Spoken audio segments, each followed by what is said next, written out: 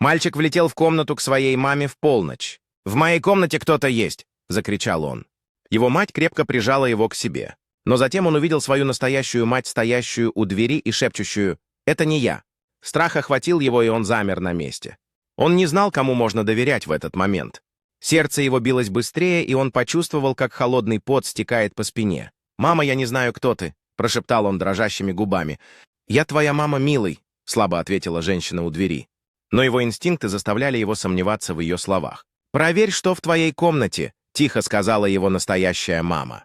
Собрав все свои силы, он решился заглянуть в свою спальню. Он медленно открыл дверь и заглянул внутрь, готовясь к любому сюрпризу. Комната выглядела обычной, но что-то все еще вызывало у него тревогу. Он заметил легкое движение, и его сердце подскочило. В панике он закрыл дверь и снова повернулся к своей настоящей матери. «Там кто-то есть!» — закричал он, полон страха и отчаяния. Мать сделала шаг к двери, решительно нацеливаясь на тень в комнате. «Останься здесь», — сказала она, оборачиваясь к нему с сильным взглядом.